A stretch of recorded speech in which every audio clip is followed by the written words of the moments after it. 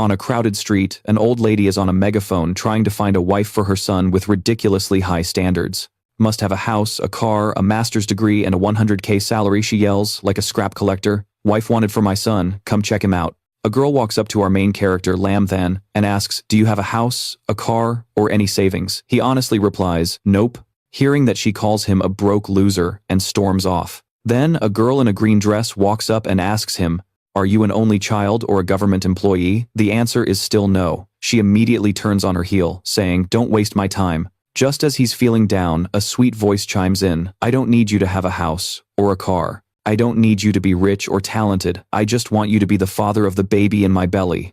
Our boy is horrified. Holy crap, she's trying to turn him into a professional baby daddy. Lam then snaps out of it and bolts. He's pissed, thinking to himself, abroad, I was a world-renowned mercenary known as the God of Slaughter. Enemies trembled at my name, but here all I get is called poor trashy, and now they want me to raise their kids. I just came back to find a wife and live a peaceful life. Why is it so damn hard? Lam Than angrily rips the sign on his chest in half. What the hell is this? Humility is a virtue, crap. I'm gonna show these people how much of a beast I am. Just as he's all fired up, a blonde girl approaches him. My name is Diep Nghi Han, can I get to know you? Lam Than's eyes turn into heart shapes because she's absolutely stunning.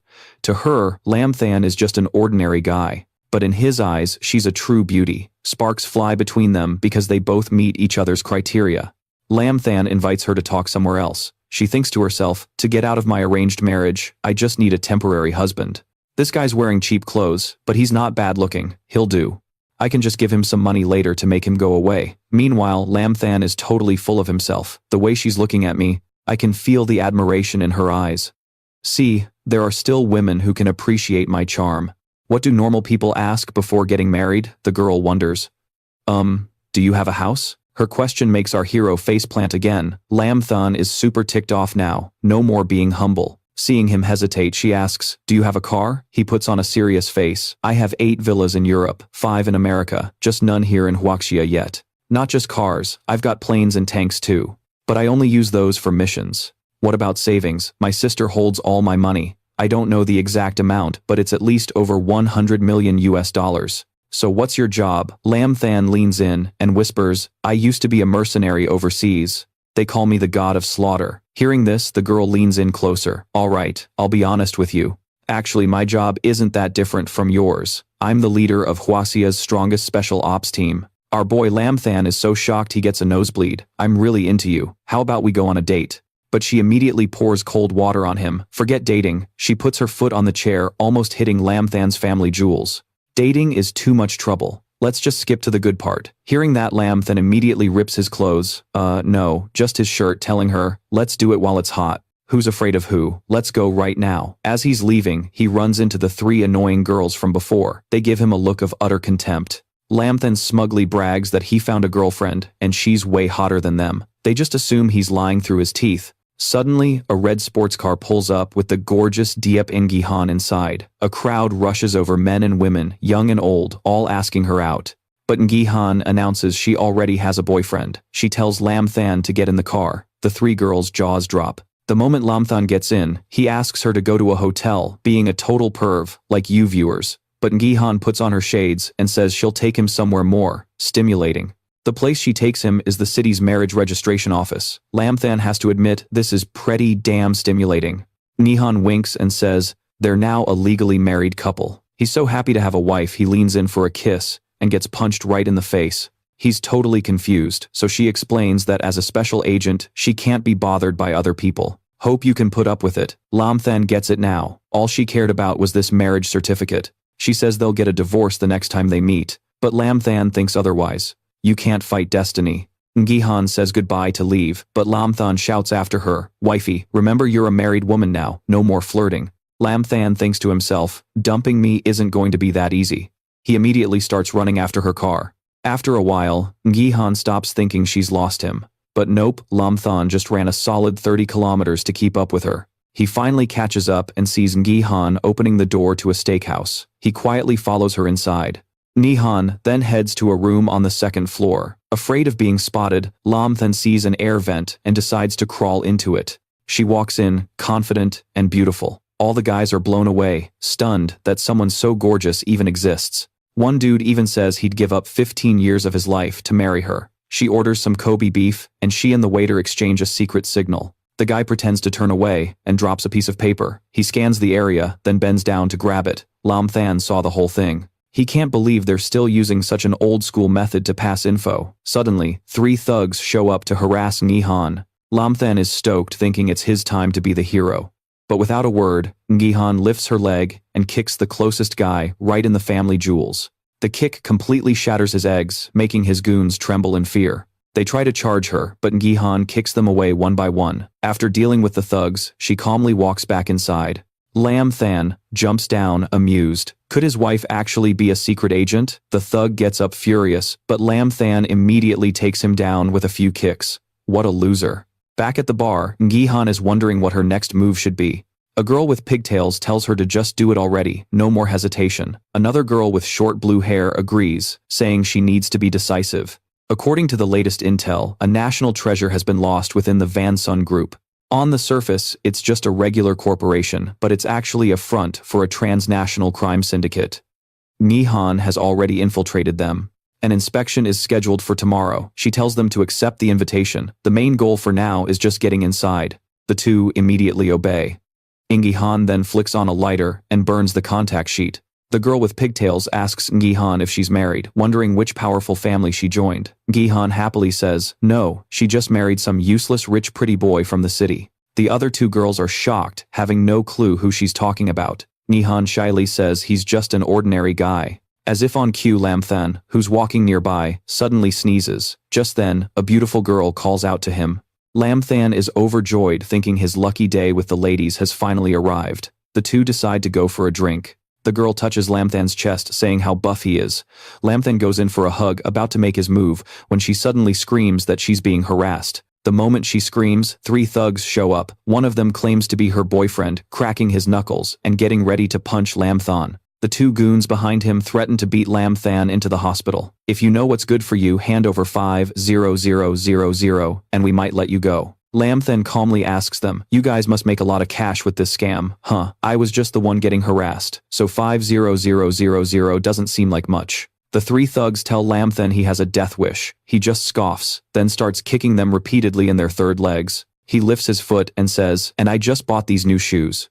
They all collapse, screaming in agony, making the girl's face turn pale. Lam Than pats her shoulder and says, pay up. She offers him her 2 grapefruits, saying he can touch them to settle the debt.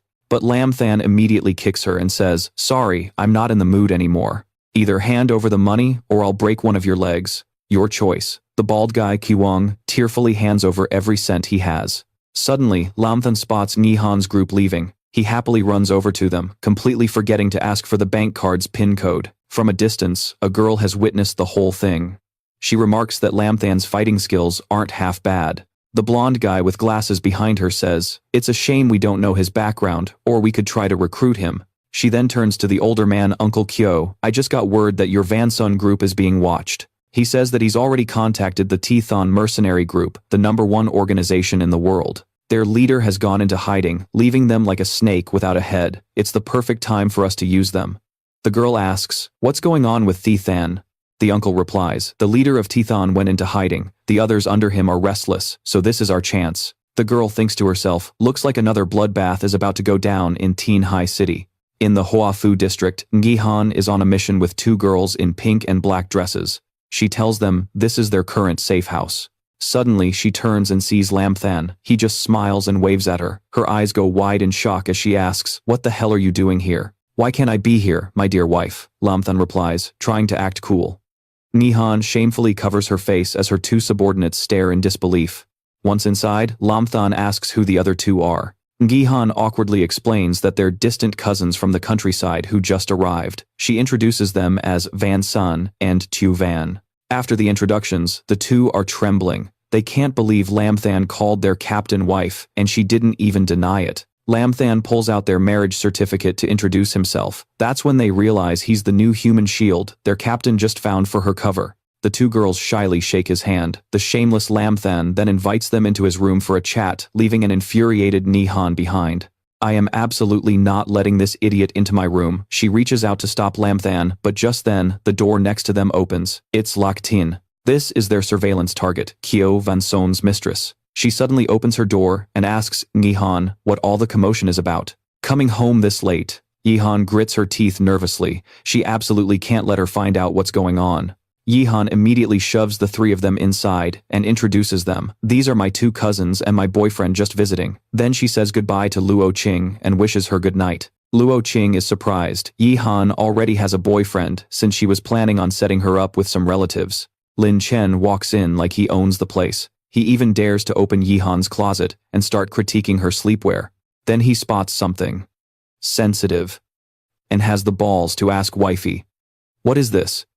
Nghi Han gets pissed and kicks him right in the face. She yells, "Go to hell, you perv. You're sleeping on the sofa and you're only allowed to move around in this area." Lin Chen whines. "What if I have to go to the bathroom?" Nghi Han tells him. "You'll have to file a report first." She slams the door shut and then the two little sisters wish their brother-in-law a good night. As Lin Chen lies there, he thinks, this wife of mine seems to have a lot of secrets. Early the next morning, the long-haired sister wakes up. While using the bathroom, she notices one. But surprise, Lin Chen was right there taking a bath. She was stunned. Like, why the hell is there someone in here? A piercing scream rips through the air. Just then, the other two arrive with Nghi Han listening in from the side. Awkward about the earlier chaos, she's just relieved they weren't caught. She turns to blame Lin Chen, but he's already vanished. Turns out he went into the bedroom. From inside, a super creepy voice calls out wifey. "You're actually into cute lingerie like this. It totally doesn't match your vibe." Hearing that, Nghi Han's face flushes with anger. She's now in her room watching the room next door through a hidden camera. Lin Chen, meanwhile, just thinks her hobbies are special. Over at the Yunshan group, Lin Chen discovers his wifey is the director of the sales department. He wants to sneak in, but there are way too many people. Then he spots the girl managing the interviews named Ping Qiong. Lin Chen smirks. He's got an idea. 5 minutes later, he's rocking a fake ID, Lin Chen HR director. Posing as staff, he announces an incident, postpones the interviews till the afternoon, and sends everyone home. As everyone leaves, Lin Chen thinks I'm a damn genius. The girl comes out shocked that everyone has already left. He's the only one left in the room. Nghi Han calls for the next candidate. In walks Lin Chen, leaving her completely stunned. He confidently presents his resume. "My name is Lin Chen, master's degree from the UK. Previously handled foreign trade for a top-tier European company." The two interviewers next to Nghi Han are totally impressed. But she is having none of it. She throws his resume down. "I don't need any of this. We need a world-class salesperson. Sell me this pen. Fail, and you're out." But she thinks to herself, there is no way in hell I'm taking this pen. Lin Chen holds the pen and thinks for a moment. He says, "First, we need to confirm if this pen even works." Nghi Han tells him to hand it over. She scribbles on the paper and confirms it works. "Okay, keep going," she demands. Lin Chen smirks and says, "I'm already done." "You've already accepted the pen." She slams the table. "Lin Chen, you're cheating." He just scratches his ear. "Not really. Didn't you tell me to sell it to you? You just used it, so what's the issue?" The recruiters from teams 6 and 8 praise his quick thinking and calm demeanor, calling him a true talent. They immediately start fighting over who gets Lin Chen. He proudly glances at Nghi Han's chest and says, "So does that mean I passed?" She props her foot on a chair, tilts his chin up and says, "Don't celebrate too soon. Fail your probation period and I'll personally make sure you're fired." Lin Chen confidently declares, "How about we make a bet? If I can't make you fall for me in 3 months, I'll disappear for good. But what if you lose? If I lose, I'll live with you as your real wife. And we'll have a wedding too." They shake hands, sealing the deal. Nghi Han tells the others to stop fighting and get back to work. Meanwhile, those two goons are still bickering over Lin Chen. The salary she offered him, a measly 4,000 yuan. That's barely enough to live on, especially since his manager is holding all his savings. He's stressing out, wondering how to get some cash. Lin Chen decides to go back to his old gig at an internet cafe. He plugs his drive into a secure USB port. Suddenly a notification board pops up, flooded with new messages for him. Lin Chen sighs, "Looks like everyone missed me." He browses the computer for a suitable mission. On the message board, he finds a B-rank mission bodyguard for a female CEO. Duration 3 months. Payout 3 million. Lin Chen thinks this mission is pretty good. The client on the screen is the girl in the red dress from the steakhouse. The location is a bar called 0 Hour, which seems oddly familiar to him. So he heads to the 0 Hour bar. Lin Chen sat there waiting. He spots a big, muscular guy. He concludes, this guy isn't an assassin. So, he's a mercenary. The foreign girl to the southwest. She's no amateur. And the 3 men upstairs. The spotter on the second floor is watching everything below. No telling which mercenary group they're from. So many wolves, so little prey. This is interesting. A girl with pink hair in a one-shoulder green dress walks up and orders a Bloody Mary. He sees a ring on her hand and recognizes she's from the gods. He walks over to mess with her. Since when do the gods take missions below rank 3? Hearing this, the girl is stunned. How could he possibly know? She plays dumb, but Lin Chen grabs her by the waist. He lets out a killer aura and says, I don't want to make things hard for you. Don't touch this AA rank mission. Leave Tianhai City immediately. His intimidating aura makes her break out in a cold sweat. She has no idea who this man is, but she doesn't care. She pulls a butterfly knife and stabs at his chest. Just then, Ye Han's team enters the bar to carry out their own mission. Inside the bar, the pink-haired assassin attacks Lin Chen with her knife. He effortlessly catches her hand, leaving her stunned. Her butterfly dagger, a skill she'd practiced for 3 years, was snatched by Lin Chen in a single move. He leans in close, asking, so, how long have you trained under Tin An? The girl is terrified that he even knows her master. Lin Chen takes the dagger and tells her to watch and learn. He flicks her dagger, creating an afterimage of 3. She recognizes it, the butterfly trio. His identity is Sat Than, the god of slaughter. He quickly covers her mouth. Suddenly, Lin Chen senses a murderous aura, and it's Nghi Han. He stammers, trying to explain that it's not what she thinks, but she's not listening, already burning with rage. Seeing that look, Lin Chen bolts out of there. In the parking garage, he thinks to himself that Nghi Han must have another reason for visiting that late-night bar so often. Meanwhile, the purple-haired girl is completely starstruck after meeting her idol, the great Sat Than. He puts on a serious face and asks her, why would you take a B-rank mission? She explains that, after he left the Than organization split into 2 factions. One is the conservative faction led by Tin, and the other is the radical faction led by Pika. Some time ago, Pika found out the Huaxia national treasure had surfaced here and sent a team. Tin got suspicious and sent me to investigate. Lin Chen tells her to go back home because it's too dangerous here. Just as he says that, a sniper on a rooftop opens fire. He tackles the girl to the ground, dodging the bullet just in time. The sniper is pissed that he missed. Lin Chen realizes he was the target and asks the girl if she has a gun. She asks, he's using a high-caliber sniper rifle. You think this little thing is enough? Lin Chen replies confidently, more than enough. Realizing the sniper is too far away, Lin Chen has to use a special trick. He rests the gun on a car and takes aim. The sniper thinks Lin Chen has a death wish. He fires 1 shot, while Lin Chen fires 3 in a straight line. The purple-haired girl recognizes it as Sat Than's signature move, the Death God's triple shot. The 3 small bullets collide with the sniper's round. 1 deflects it, while the other 2 push it right back. The sniper can't believe his eyes. Lin Chen gives a dismissive wave and says, bullseye. A spray of blood erupts. The sniper's arm has been hit. He's furious. The intel was wrong, never expecting a master gunman with the target. Lin Chen tells the purple-haired girl, go now. It's safe. She timidly steps out. Overcome with admiration, she throws herself into Lin Chen's arms. He warns her, next time you're on a mission, don't wear a tight skirt like this. You could have a wardrobe malfunction. She then notices her skirt is torn and immediately crouches down in panic. Lin Chen tells her it's fine, but her cover is blown. Leave Tianhai City as soon as you can. She runs up and grabs his arm. Wait, master. Sat Than Tin told me that if anything went wrong, I should come to you for help. You can't just abandon me. And right on cue, someone walks up. Of course it's Diep Nghi Han. She says sarcastically, my, Lin Chen, you sure know how to work your magic on the ladies. Lin Chen is speechless. This is a massive misunderstanding. To make things worse, the purple-haired girl leans in and whispers, Master Sat Than, I think your wife is getting the wrong idea about us. I really didn't mean for this to happen. Lin Chen tries to explain, but Nghi Han cuts him off. First of all, you are forbidden from calling me wife in public. Second, if you want to fool around, find a quiet hotel. Don't do it in a public place. You can embarrass yourself all you want, but I refuse to be humiliated along with you. Facing Nghi Han's murderous glare, Lin Chen tries to explain, but the girl just adds fuel to the fire. Mr. Lin and I have absolutely no relationship. And he's not the one who tore my skirt. I also only hugged him for a tiny second. I mean, I do admire him a lot, but that's really all it is. Lin Chen frantically signals her to just shut up. The misunderstanding deepens, and Nghi Han calls him a scumbag. Lin Chen is on the verge of tears, practically groveling to explain, but Nghi Han refuses to listen. Just then, Nghi Han gets a call. She orders Lin Chen to get up and follow her. The chairman of the Vansun group wants to see you again. And listen to me, she warns. Behave yourself, and don't blow your cover. You're just a new employee. What kind of guy makes the CEO himself want to meet him? The purple-haired girl beside him thought Nghi Han was seriously impressive, enough to make the god of slaughter bow.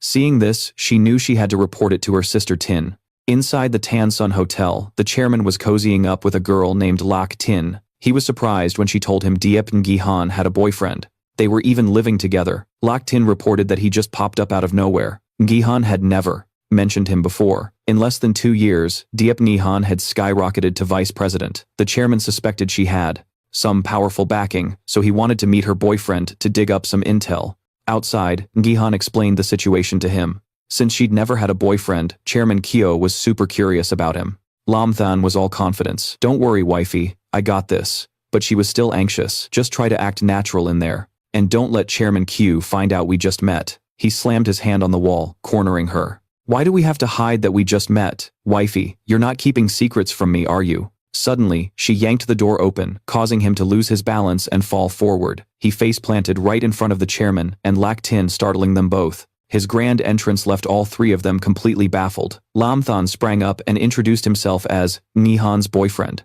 Chairman Q shook his hand, saying his arrival was a bit special. Lak Tin added that it wasn't just special, it was one of a kind.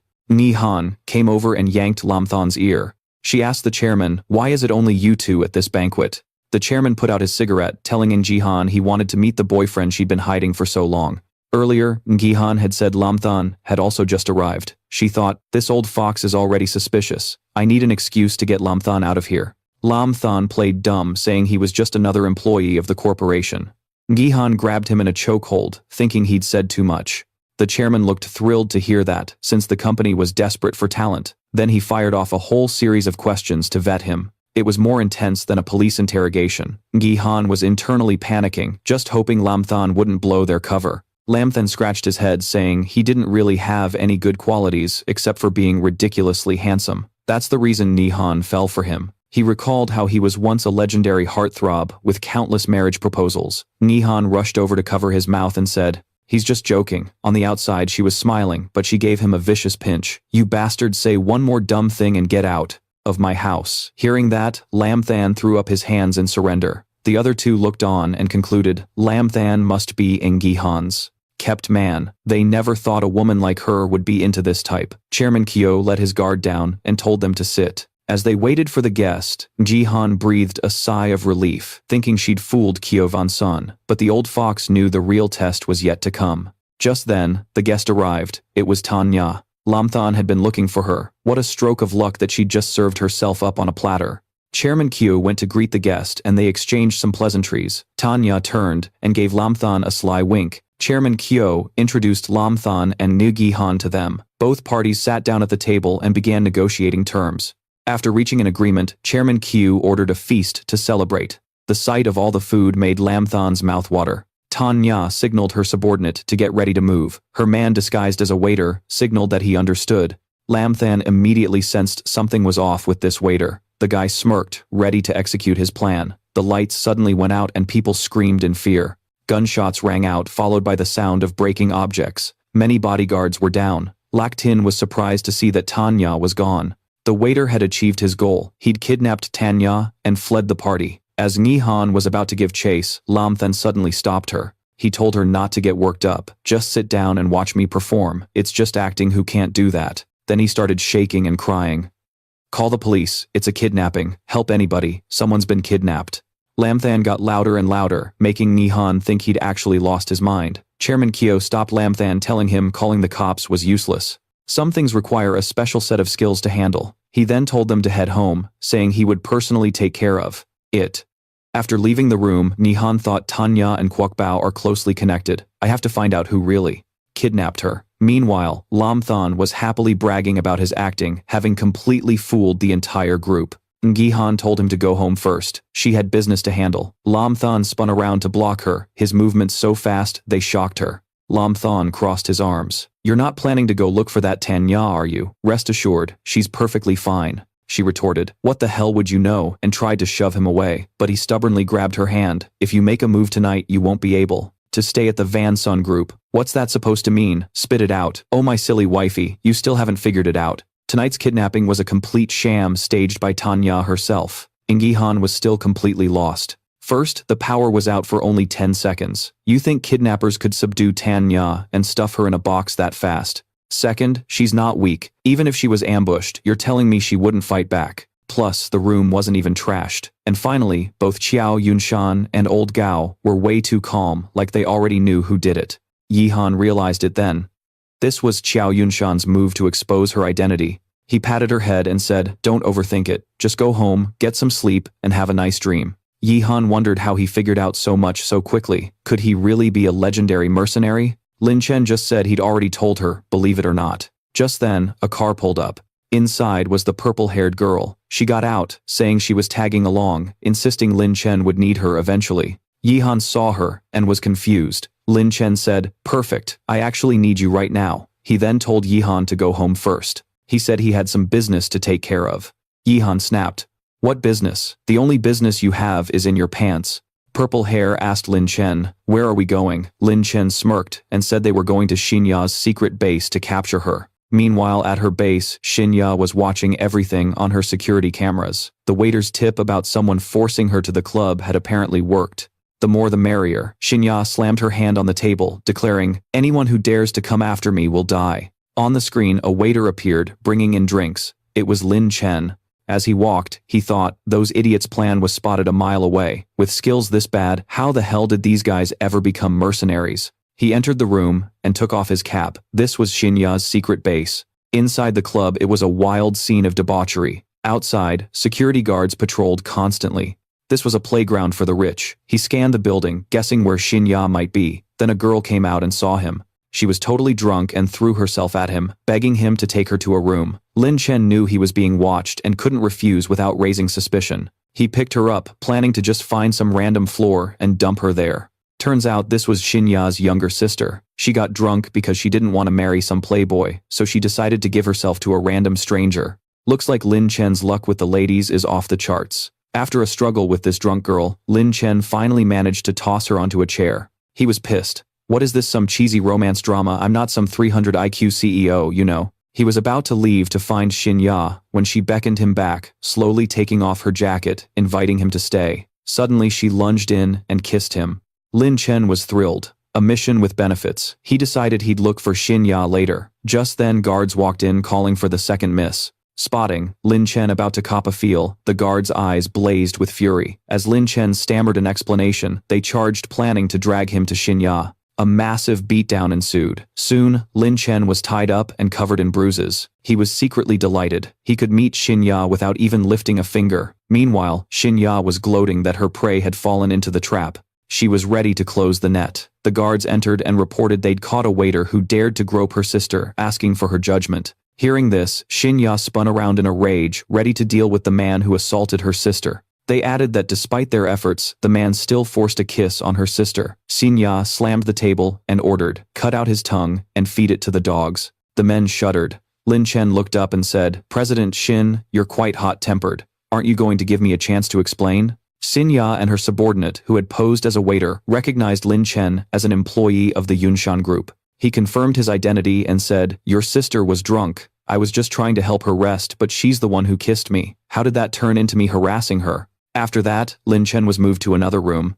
Xinya asked Mr. Lin Chen, "What is your purpose for coming here?" Lin Chen got straight to the point. "I only have one purpose, to occupy 24 hours of your time." The two stared each other down. Assuming he was there for a bounty, Xinya ordered her subordinate Yang Lin, "Bring out the suitcase. This is $5 million US. She told Lin Chen to take it, and they could pretend they never met. Lin Chen refused, saying he had never failed a mission. Hearing this, Yang Lin pulled out a gun to threaten him. He didn't believe Lin Chen could be faster than a bullet. Xinya raised a hand to stop him, but Lin Chen told him not to overestimate himself. He lunged forward at incredible speed, grabbing the gun with his left hand and landing a powerful right punch straight into Yang Lin's gut. Then he aimed the gun right at Xinya. "I hate being threatened. Anyone who threatens me meets a very tragic end." Terrified, Xinya told Lin Chen not to do anything rash. He replied that he was perfectly calm and raised the gun. A loud bang echoed, but surprisingly the one who fell wasn't Xinya but an assassin hiding in the air vent. Seeing this, Yang Lin dropped to his knees in fear, taking responsibility for his carelessness. Leaning back in his chair, Lin Chen spun the gun and said, "This toy is dangerous, don't just pull it out whenever you want." Jinya realized how powerful this man was, and gave an order, kicking Duong Lam out so she could talk to Lam Than alone. Tanya then moved closer to Lam Than, putting on a seductive act as she approached him. Seeing this, Lam Than threw all his shame out the window and was about to dig in, but Tanya just threw down a file and said, "Mr. Lam, I believe you accepted this mission." Lam Than said that was correct. Tanya revealed that she was the one who issued the mission. Lam Than was shocked to hear that. She began to explain slowly, "That's right. The underworld in Tianhai City has been restless lately, and quite a few people are targeting me. Instead of waiting for them to find me, I'd rather lure the snakes out of their holes and deal with all the threats at once." Lam Than thought, "Damn, this woman is sharp. But for a B-rank mission to attract a top-tier mercenary like you, that was truly unexpected." Lam Than immediately denied it. "I'm not a mercenary. If you're the client, then I guess the mission is complete. Now just wire the money and I'll be on my way." Tanya put a finger to her lips, telling Lam Than to calm down and listen to her analysis. Then she moved in and placed a hand on his shoulder. She began her breakdown. First, Lam Than is a retired mercenary who, due to some accident, lost all his savings. That's why you had to go back to taking missions. Second, you must have been very high-ranked before retiring. Otherwise, you couldn't have gotten here, let alone have the ability to kill me. You're the boyfriend of Vanson Group's vice president, yet you're taking missions for money. I suspect your relationship is a little unusual. She looked extremely confident after her analysis. Lam Than's face went pale. This woman was seriously something else. He asked her what the hell she wanted. Simple. "I want to hire you forever." He shrugged her hand off and asked in disbelief, "Hire me forever? No way. Miss Tan, you'd better give up on that idea. $200,000 a month. As long as I, Tanya, am alive, you can collect until you're old." But Lam Than immediately turned to leave. "I appreciate the offer, Miss Tan, but I don't like being tied down by contracts. Just transfer the mission reward to my card." She told him to wait and watch something first. "What is it now, Miss Tan? I already told you I'm not going to agree." On the screen was footage of Lam Than kissing her little sister. Lam Than freaked out, wondering where the hell she got this video. "Mr. Lam, my sister is a good innocent girl. After kissing her, aren't you going to take responsibility?" Lam Than stammered S. She was the one who initiated it. "It had nothing to do with me." "Oh, is that so? If your girlfriend saw this video, do you think she'd listen to your explanation?" Lam Than was terrified. His fate would probably be gruesome. This is when Tanya played her trump card. "Just accept my offer, and I'll delete the video immediately. Besides, I can be your advisor and help you win over your real girlfriend. How about it? This deal is all profit, no loss." Hearing the terms, Lam Than felt it really wasn't a bad deal. He decided to accept, but only if he would never have to step in unless Tanya's life was in extreme danger. "Also, you have to keep my identity a secret," she replied. "No problem."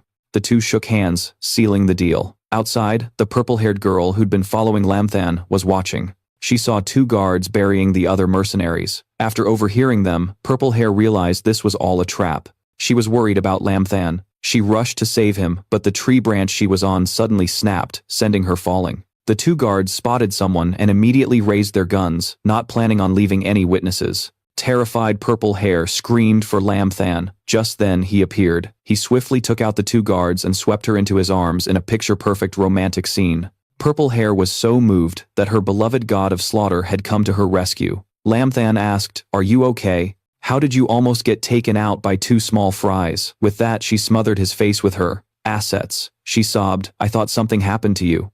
Lam Than blissfully buried his face in her chest, thinking, "Wow, this girl is really well developed." The next day, the sun was high in the sky, but Lam Than was still dead to the world. Nghi Han came in to see him fast asleep.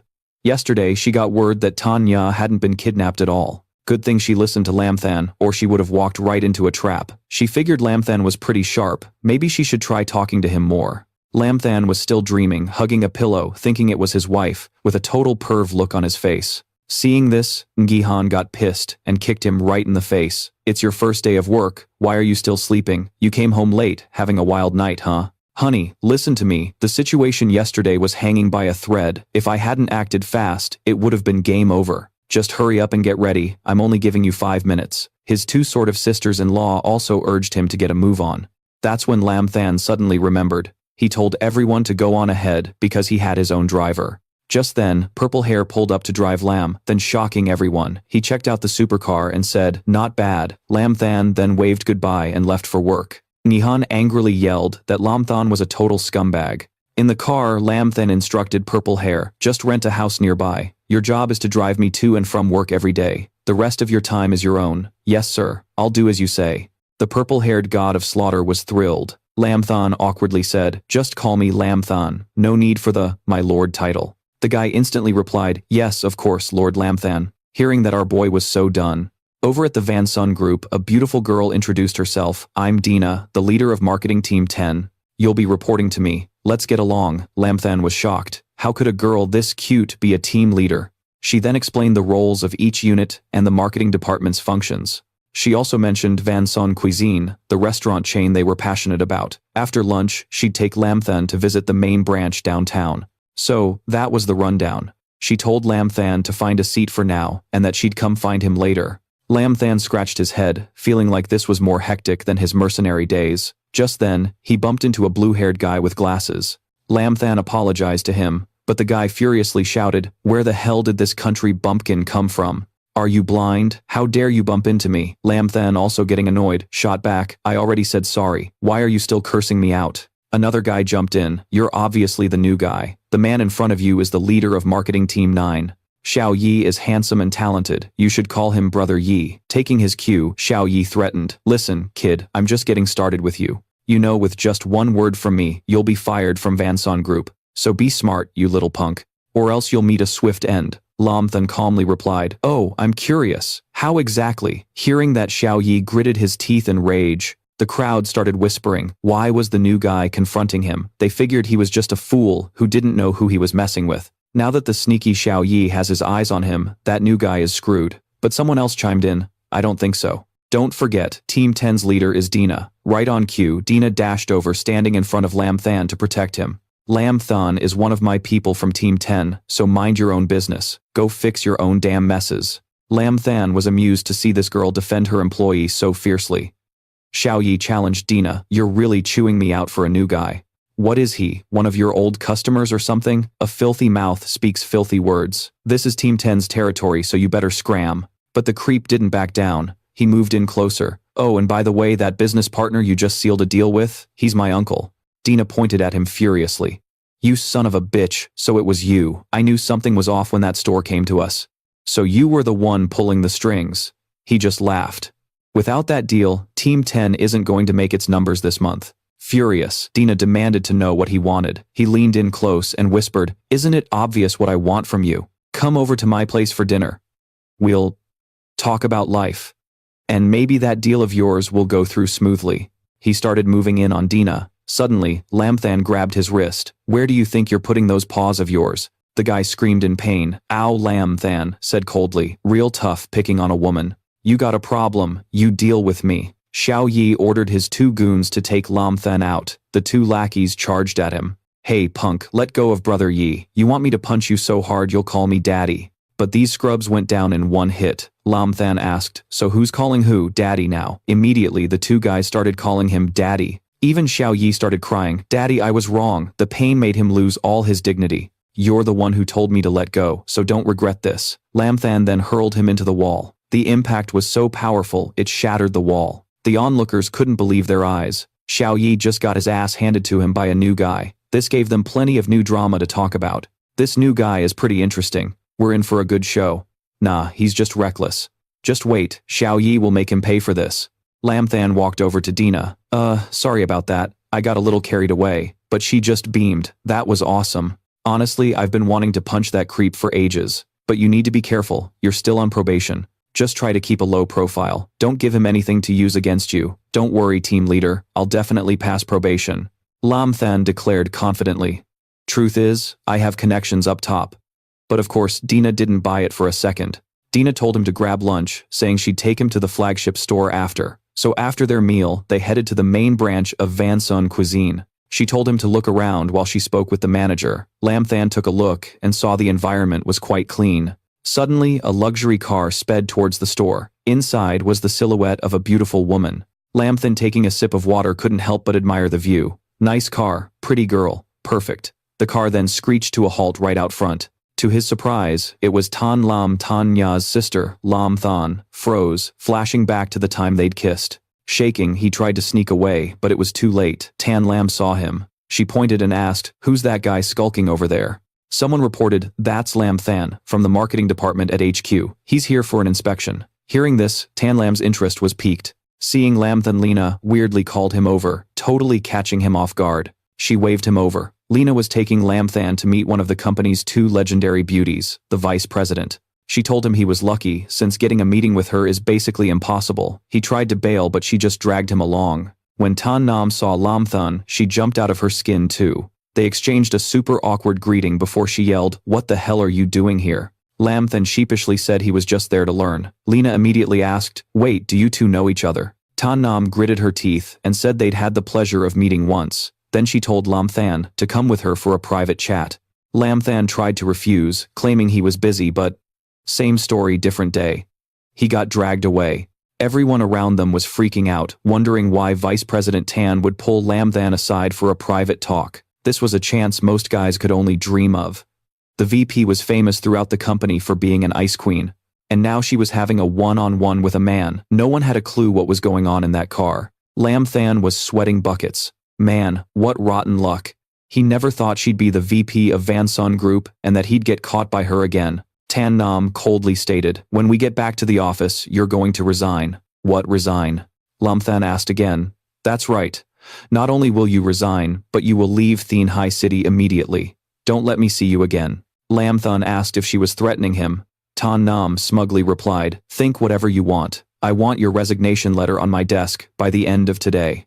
Lam Than reached out his hand and said, "Women who threaten me usually end up one of 2 ways, either on their knees begging for mercy, or in my bed begging for mercy." With that, he used his mischievous hand to pull her in for a hug, then chuckled and walked off, leaving a furious Tan Nam screaming behind him. She was absolutely livid. He's just some newbie from marketing. Oh, I'm going to ruin him. Meanwhile, Lam Than was just enjoying a delicious chicken leg for lunch. His philosophy, roll with the punches. Just then, Lena burst in, asking Lam Than why on earth he'd pissed off the vice president. Lena explained that as soon as Tan Nam heard their new contract had a problem, she specifically assigned Lam Than to fix it. He just kept munching on his chicken calmly, saying he already knew. Furious, Lena stomped over, snatched the chicken and yelled, "Lam Than, your ass is on the line, and you're just chilling with a chicken leg. If you don't solve this, you're fired on the spot." He just told her to relax. "Besides, it's my problem now," he said, then called the purple-haired girl, Za, for a ride. The 3 of them headed to the store they had been negotiating with. Lena was absolutely fuming. She complained that the store's prime location and heavy foot traffic was exactly why she fell for that scumbag Diep Nghi's trap. And speak of the devil, Diep Nghi himself walked out. He sneered, "My uncle has decided to partner with me instead. Are you guys here to watch me sign the contract?" Lam then cracked his knuckles and stepped up. "Well, team leader Tu, fancy meeting you here. Perfect. I can settle everything at once." Diep Nghi felt the menacing aura coming from Lam Than and suddenly felt tiny. Terrified, Diep Nghi ran inside, screaming for his uncle. The trio followed him in to find the place filled with thugs. Diep Nghi hugged his uncle's leg, crying and blaming Lam Than. Without asking a single question, his uncle immediately ordered his goons to attack. The thugs surrounded Lam Than, making Lena panic. But Lam Than just told her to chill. "Don't worry, these small fries aren't even a decent warm-up." The uncle's lackeys charged, planning to teach Lam Than a lesson he'd never forget, even threatening to break all 3 of his legs. Lam Than didn't even lift a finger and just ordered Zasa to handle it. Eager to show off, Zasa took them all out in a flash. She dusted off her hands, a bunch of nobodies daring to act tough in front of Lord Lam Than. Seeing her skills, the uncle and nephew were scared witless. Zasa slowly advanced like the Grim Reaper, coming for their souls. Diep Nghi's uncle started laughing nervously, trying to make peace. Lam Than slapped the contract down and said coldly, "Cut the crap, sign this and I'll forget about you 2 conspiring against us." While the uncle was thinking it over, his nephew Diep Nghi piped up, "Uncle, don't sign it, this guy is just a newbie on probation. If he tries to force you, we'll just call the cops." Hearing this, the uncle's expression immediately turned to one of contempt. "Just some punk on probation, huh? What are you gonna do if I don't sign?" Lam Than replied gently, "We're all civilized people here. What could I possibly do? Obviously, I'm just going to reason with you. All this fighting is so barbaric, don't you think? I'm sure you've heard of the silver needle acupoint piercing technique. Let's use your nephew here as a little demonstration." Zsa gave a chilling smile. In the uncle's eyes, she was the Grim Reaper incarnate, and he fell backward in terror. He imagined a gruesome scene, a needle here, a needle there. After a moment of mental torture, he finally signed the contract. Lena beamed. Mr. Tue, congratulations on our official partnership. With the job done, the three of them headed back. Lam Than said to Xa, next time, let's skip the fighting. See, a peaceful discussion can get the job done too. Lena was speechless. So is Xiao Wei really gonna be okay looking like that? Don't worry, a few days of sleep and he'll be good as new. Calling the cops won't solve anything. Xiao Wei is on the floor, begging his uncle to get revenge for him. Mr. Xiao is furious. Xiao Wei, don't worry. I've been around the block for years and I've never been humiliated like this. I'll definitely get justice for you. Meanwhile, Chairman Chow gets a call from Qin Ya. Mr. Chow now knows Lin Chen is a top-tier mercenary. He decides he absolutely has to meet him. Over at Dina's office, she's thanking Lin Chen. She tells him to sign the contract so he can become a full-time employee. Lin Chen tells Dina to trust him, saying, this is no big deal. He says he's got connections upstairs, and if she has any problems, just say the word and he'll handle it. She doesn't buy it, thinking he's just a big talker. Suddenly everyone panics when Chairman Chow shows up. Lin Chen thinks the guy recognized his talent and is here to promote him. Dina warns him to watch his mouth. Lin Chen tells her not to worry. I just had dinner with him yesterday. He's actually a pretty nice guy. Dina's convinced he's a pathological liar. Everyone bows to the chairman. He tells them not to be so tense. He's just here to find someone. Everyone starts whispering, wondering who this big shot could be. He gets closer, startling Dina, and she bows to Chairman Chow. She tells Lin Chen to stop spacing out and bow already. Before she can finish, the chairman says, no need, Mr. Lin. It's your first day. How are you liking the customer representative position? Lin Chen says he's doing fine and slowly getting used to it. Chairman Chiao immediately says, if there's anything you're not comfortable with, just let me know. You can work in any position you want. But Lin Chen humbly replies, the colleagues and the work here are great. I won't bother you, Chairman Chiao. Everyone just stares, completely baffled. Since when did they have such a VIP working here? Dina is mortified for ever doubting Lin Chen. She realizes he wasn't lying at all. Lin Chen really does have connections upstairs. The chairman asks Lin Chen, I have a dinner meeting tonight. I wonder if you're free, Mr. Lin. Hearing this, everyone is even more shocked. They can't figure out this guy's background to earn so much respect from their chairman. And yet Lin Chen is about to turn down the invitation. How late will it go? I have to get home. If I'm late, my wife will kill me. Hearing this, the chairman claps, signaling for two vice presidents to enter. Just then, Yi Han and Qin Nan appear. The chairman introduces them to Lin Chen, saying they'll get acquainted over dinner, and also conveniently discuss some work. Both women are uneasy about Lin Chen's presence. Seeing these two she-devils, Lin Chen doesn't want dinner anymore. He wants to go straight home. At Yunshan restaurant, a magnificent feast is laid out. The chairman cheerfully invites Lin Chen to eat. Lin Chen glances to his left and sees his wife Yi Han. To his right, the shrew Qin Nan. Cut to Lin Chen at the dinner table. He's internally screaming. With these two next to him, it's hard to even swallow. Chairman Chiao notices he looks stiff and asks, what do you think of these two dishes? They're quite the delicacy. Lin Chen awkwardly says they look fine. The other person is Yi Han. She's secretly plotting in her head. Tonight, there's a raid planned for the Business Development Department, a key division of the Yunshan Group. It would be great if Lin Chen could keep Qiao Yunshan occupied. Lin Chen feels a kick under the table from Yi Han. She even winks, signaling him to follow her lead tonight. Lin Chen is thrilled, practically drooling. So my wife is into this whole secret signals thing, huh? Should have said so sooner. I'll totally play along. He even starts imagining some spicy scenarios. Wasting no time, Lin Chen reaches out and touches Yi Han's thigh. What the hell? She jumps in surprise, turning to see Lin Chen's lecherous grin. Furious, she clenches her fists, wondering what's wrong with this perverted creep. She kicks his leg, signaling him to get his hand off. But he mistakes it for another flirty signal. Wow, my wife is so playful. She even likes these little games. Don't worry, I'll play along. He takes off his shoe, revealing a torn sock, and starts rubbing it against Yi Han's smooth thigh. She grinds her teeth, then stomps hard on Lin Chen's foot. She thinks this will finally get the message across. But not Lin Chen, he just thinks she's really getting into this little game of theirs. Yi Han kicks him hard again. This only encourages him more. He gives her a subtle look, promising to cooperate fully. Yi Han wants to kill him but can't show it. Meanwhile, Chairman Chiao and Qin Nan are just staring, completely confused. At this point, Yi Han can't take it anymore. She shoots up from her seat. She says she needs to use the restroom. The chairman says, of course, go ahead. Then he asks, does Mr. Lin need to go with you? Lin Chen gives him an enthusiastic thumbs up. He's thrilled with the chairman's suggestion. Yi Han thinks, you are so dead. Lin Chen, however, doesn't think so. His eyes are sparkling with joy as he follows Yi Han. Chairman Chiao exclaims, "Ah, to be young, so bold and carefree."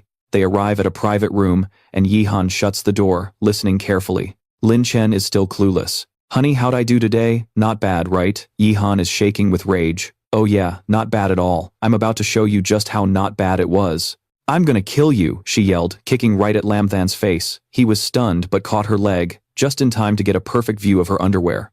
Nghi Ha's face turned beet red with rage. Lam Than, on the other hand, was ecstatic to see the legendary white rabbit. But before he could enjoy the view, a punch landed right on his face. "You damn pervert, don't look. Close your damn eyes." "Hey, it wasn't on purpose," Lam Than whined. "You're the one who showed them to me." She told him to shut up. "I have something important tonight," Nghi Ha said. "Later you go drink with CEO Kyo. It's fine even if you go, you know." Lam Than didn't get it and asked wifey, "Are you sure it's okay for me to go to a place like that?"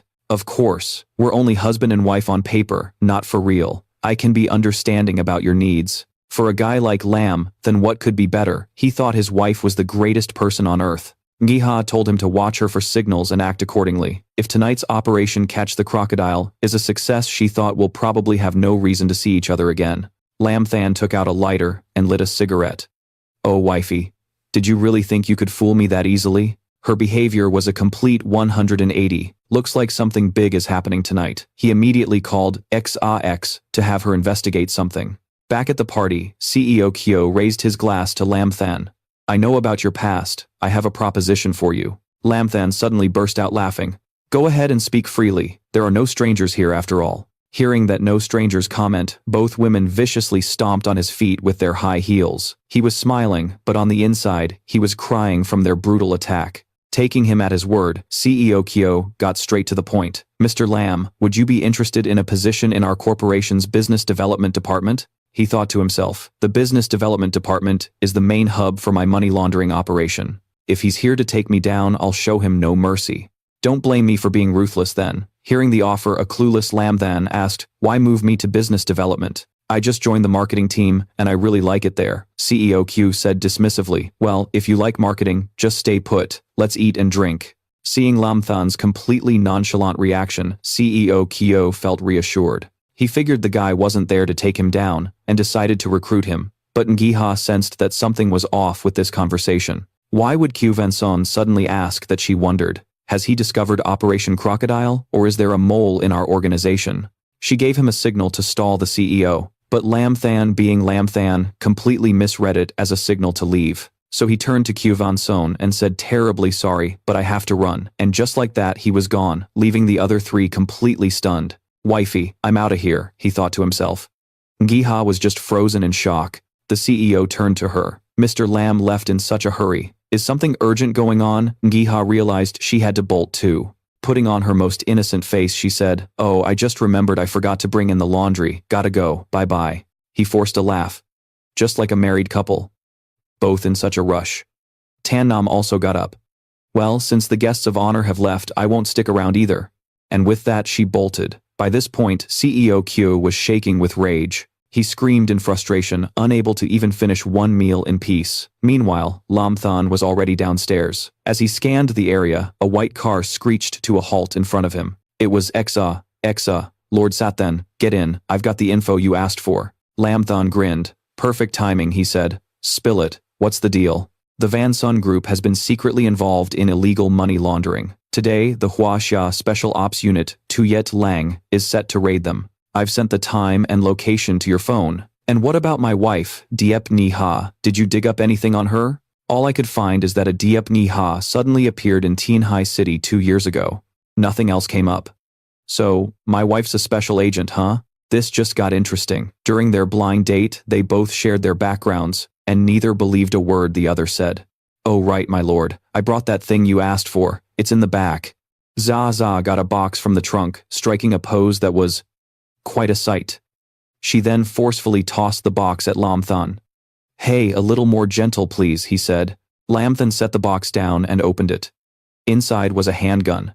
"Hello old friend," Lam Than said to the gun. "Long time no see. Looks like I need your help again today." He then turned to give Zha a mission. She declared confidently, "No matter the task through fire and brimstone, I'll see it done." She was ecstatic to finally fight alongside Lord Sathan, and was determined to impress him. But he just gave her a soft smile, which immediately gave Exa a very bad feeling. I just need you to house sit for me. I'll be back in a bit. Zasha could only think, who am I? Where am I? What is my purpose in life? Lam Than meanwhile was driving and thinking, it's almost time for my wife's mission. I've gotta hurry. He slammed on the gas and took off, but behind him, another car began to follow.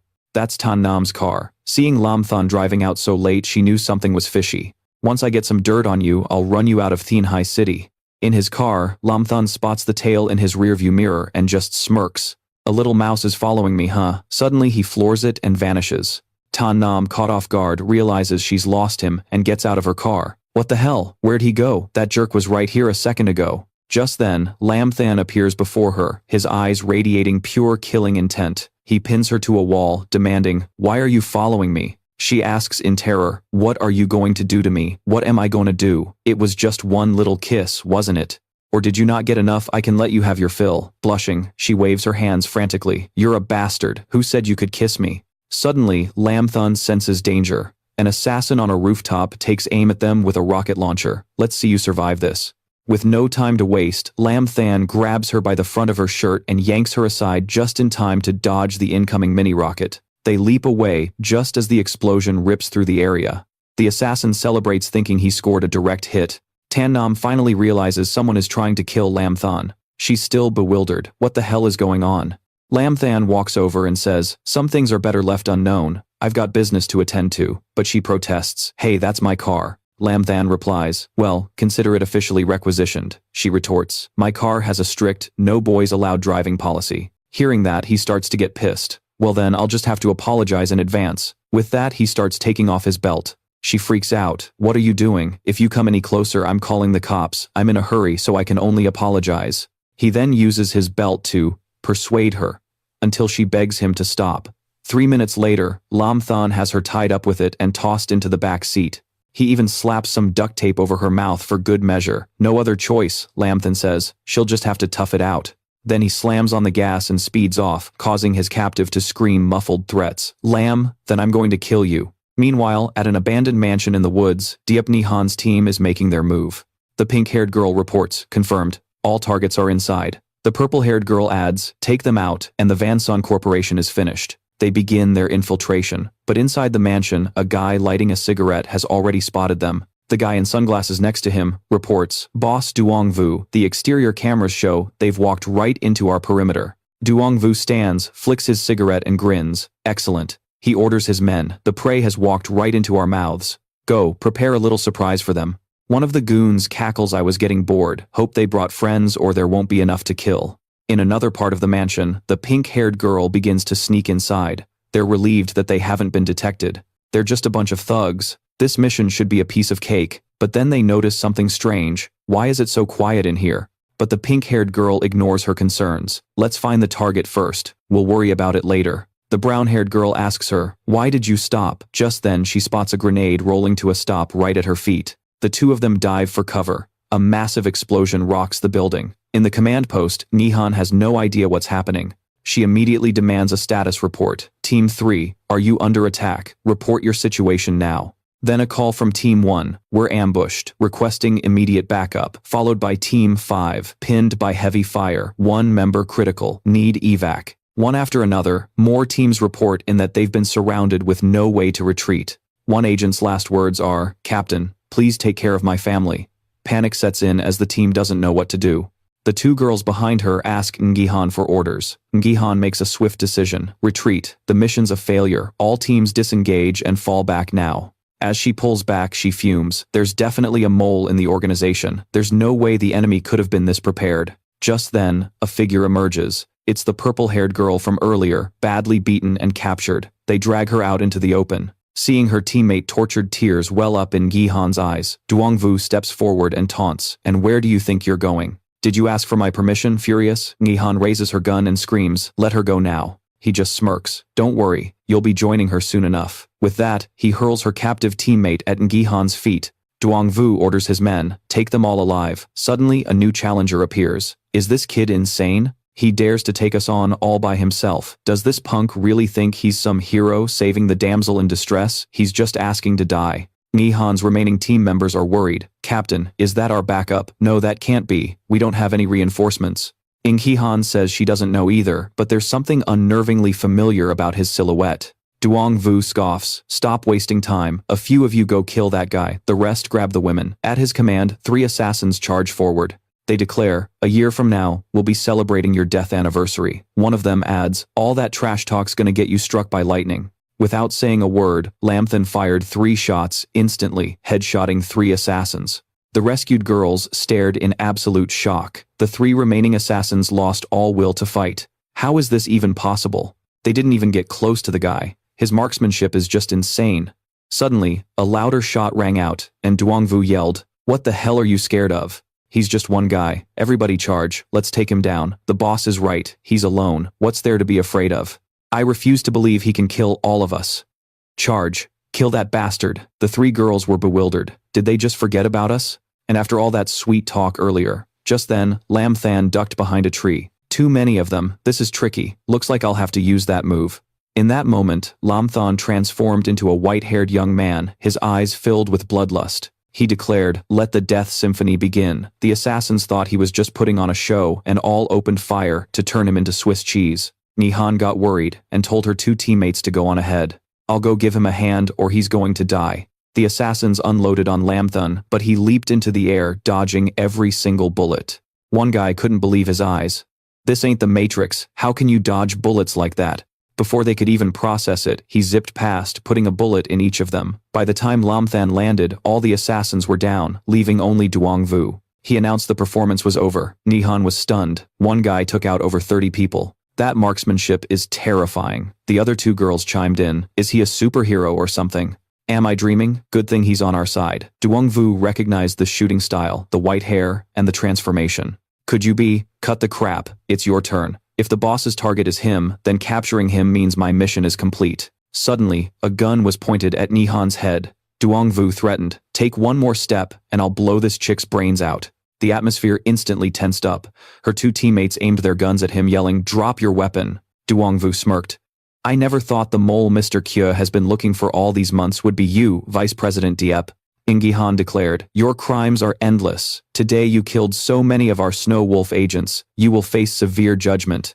Duong Vu scoffed. If you know my history, then you must know I was once a member of Snow Wolf myself. Everyone was completely shocked to hear this. Years ago, I sacrificed everything for Snow Wolf, but how did the so-called leader of Snow Wolf treat me? For the sake of a mission, he killed my wife without hesitation and faced no consequences. Just because he has powerful connections, Nghi Han pointed right at him. No matter what you helped Kyo Van Sun with money laundering, arms dealing, and smuggling national treasures, you're a criminal. Today, I'm bringing you to justice. Bringing me to justice, Duong Vu shot back. I'll kill you first. With that, he fired a bullet straight at Nghi Han's head. As Nghi Han thought she was about to die, she once again thought of Lam Than. I'm sorry, Lam Than. In our next life, can we be husband and wife again? Meanwhile, a figure shot forward, moving faster than a speeding bullet. He reached out his hand and caught the bullet. Lam Than had managed to grab the bullet just in time, saving Nghi Han's life. Duong Vu couldn't believe this was happening. That's stuff you only see in comics. Lam Than opened his hand, showing the bleeding bullet in his palm. The 2 girls couldn't believe a human could catch a bullet with their bare hands. Duong Vu's jaw dropped, and his eyes went wide. Catching a bullet with his bare hands. Is he really that strong? Nghi Han was also wondering why he saved her again. But Duong Vu didn't give her time to think. He threw a grenade. It exploded in a cloud of smoke, and by the time it cleared, Duong Vu was gone. The 2 agents ran to their captain to check on her, asking if they should give chase. Nghi Han told them not to bother and to call the police to handle the scene. Later, we'll check the villa for more evidence. I will find you no matter who you are. Meanwhile, Lam Than was still chasing Duong Vu. He felt relieved. Good thing this guy ran, otherwise my wife would have definitely figured out my real identity back there. Duong Vu suddenly stopped and turned to face Lam Than. I know you're the slaughter god of the Pantheon. We have no beef. Can you let me go this one time? Name your price. I'll give you any amount of money. Lam Than replied, no deal. I have to capture you today because someone needs you alive. Duong Vu was furious that he couldn't negotiate. He powered up, preparing for a fight to the death with Lam Than. Lam Than put away his gun and said he wouldn't bully him. Come on, let's see your hand-to-hand combat skills. But Duong Vu pulled a fast one. Only a psycho would fight you head-on. I've found my way out.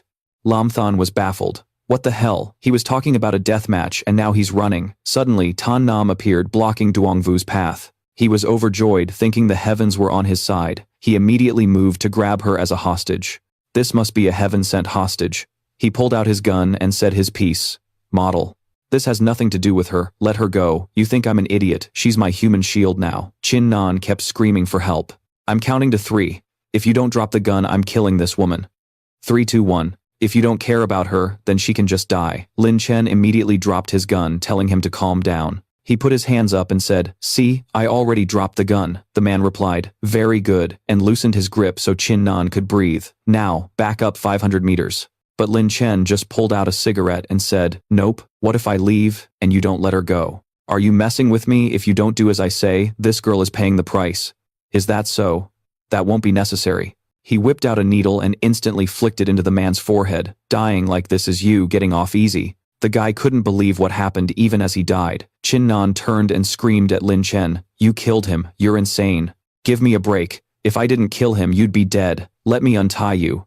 Chin Nan just screamed, "Murderer, don't you come near me. What are you doing? I'm trying to save you." I'm not listening, you're a murderer, stay away from me." Lin Chen was getting fed up with this ungrateful girl. She even started screaming, "Help me, it's a murderer." Lin Chen just asked where she thought she was going. This is the middle of nowhere. There's not a soul in sight, and there could even be wolves or snakes around here. Even if you manage to escape by morning, you might be nothing but a skeleton. She screamed, "No, that can't be true, right?" Suddenly a wolf howled. What are there really wolves? She was so scared she passed out cold. Lin Chen was startled too, thinking wolves, this close to the city, no way. I was just bluffing. Just then, an incredibly cute dog came running over. The dog seemed to be a huge fan of Lin Chen. On the highway, Lin Chen was driving Chin Nan back.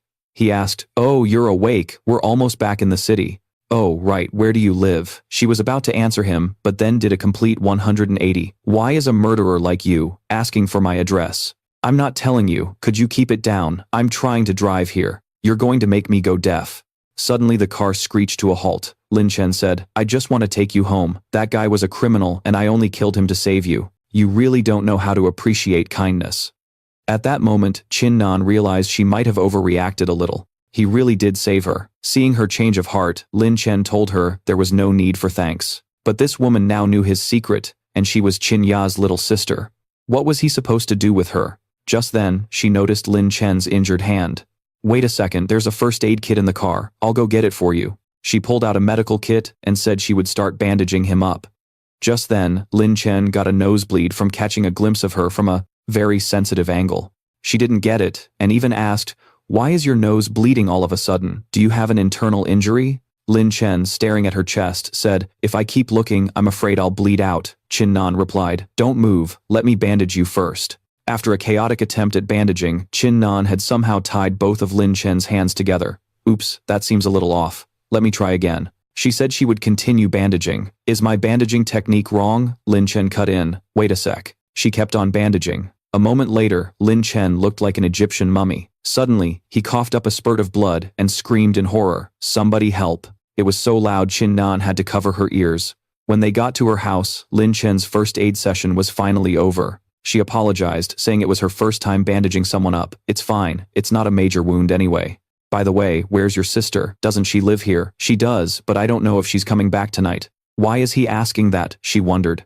He probably wants to stay here tonight. Should I say yes? Chin Nan blushed as she thought about it. Lin Chen, however, was on a completely different train of thought. I already notified Chin Ya on the way here. Logically, she should have rushed back as soon as she heard Chin Nan was attacked. Did something happen to her? Suddenly, there was a noise at the door. Thinking it was Chin Ya, Chin Nan went to open the door. As she walked over, she told Lin Chen, "If my sister agrees, you can stay for one night." She asked, "Sis, why are you home so late?" An assassin pulled out a gun and said, "Miss Chin Nan, I'm not your sister. Boss Kiao sends his regards. He also wanted me to let you know that your sister Chin Ya is probably already dead by now. Don't worry.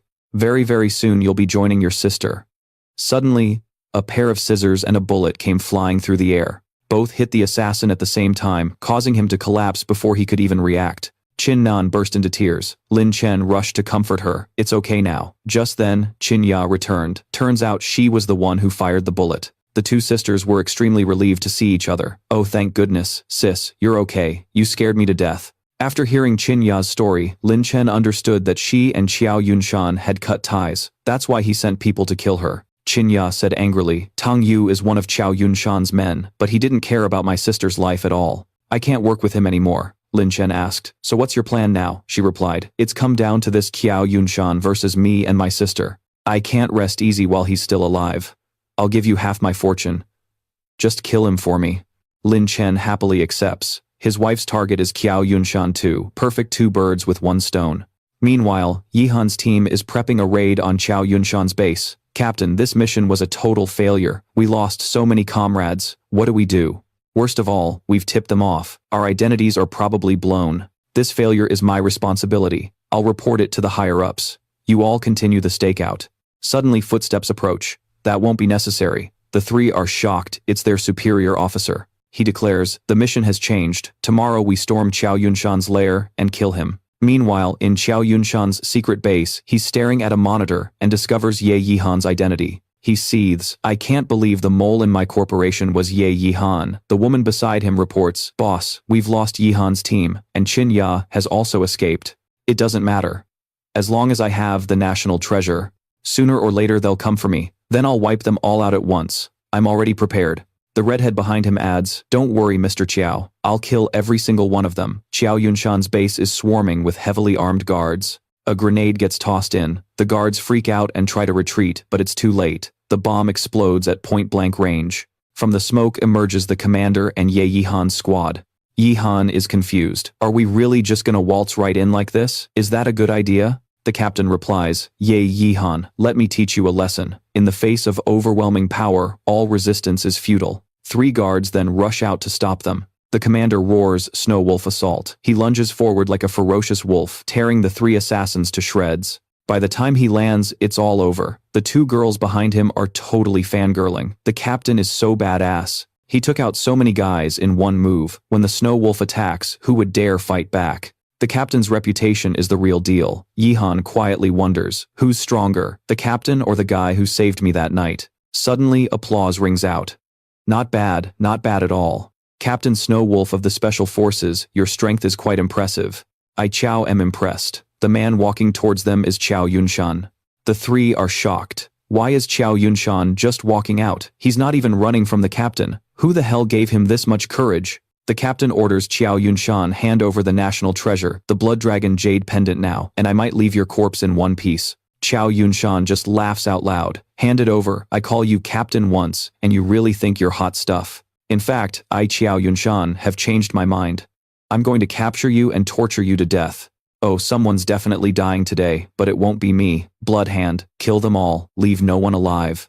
The guy named Bloodhand cracks his knuckles. My favorite hobby is killing so-called masters. Snow Wolf raises a fist confidently. Where did this scrub come from? He really has a death wish. He immediately unleashes his Bloodhand seal. Not to be outdone, Snow Wolf counters with his Tyrant Snow Wolf technique. The two girls behind are still confident. Some no-name piece of trash won't withstand a single blow from the captain. But they were dead wrong. A single Bloodhand seal slams right into the captain. He collapses to the floor in agony.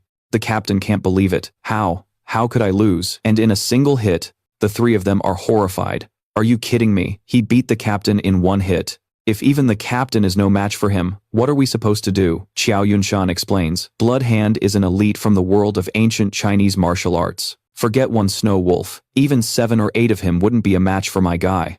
Snow Wolf yells, Yihan's team go, you're no match for him, get this intel back to HQ. The three of them immediately split up and flee. They have to warn headquarters. It's painful, and they swear to avenge him, but they have to run. But it's not going to be that easy. Bloodhand unleashes 3 more Bloodhand seals. This looks bad. The three think to themselves, we're so screwed. Just in the nick of time, another palm blast flies out, blocking his attack. The newcomer is Lin Chen. He says, looks like you're all having a wild party. Mind if I join in? All 3 women are stunned by Lin Chen's appearance. Qiao Yunshan asks, Lin Chen, did Qin Ya hire you to kill me? I know you're tough, but with Bloodhand here today, you're all dead meat. Bloodhand approaches Lin Chen and declares, not bad, kid. You managed to block my attack. You've got some skill. But in the end, you're still going to die by my hand.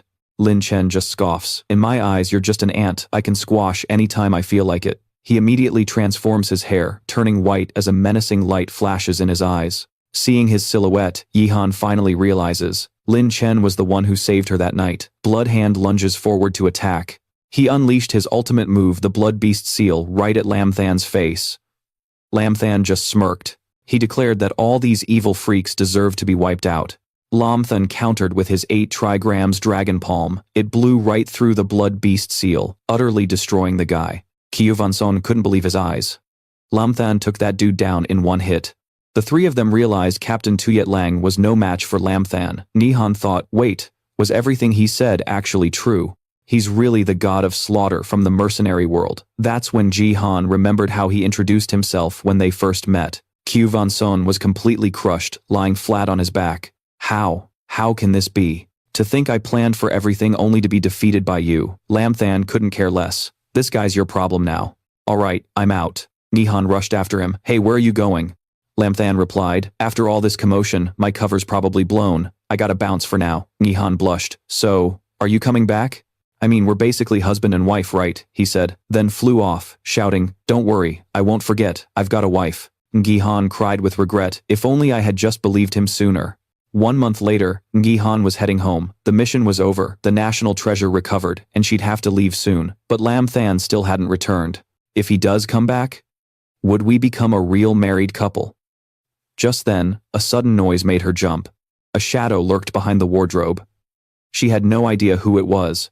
Turns out, it was Lam Than. And he was wearing some of Nghi Han's stuff on his head. She screamed in shock. Lam Than, you damn pervert, were you digging through my underwear again? Lam Than yelped in pain, wailing, wifey, I'm sorry, I was wrong. And that's the end of this hilarious little story. Hope this helped you unwind after a tough day. Thanks so much for watching, and see you in the next one.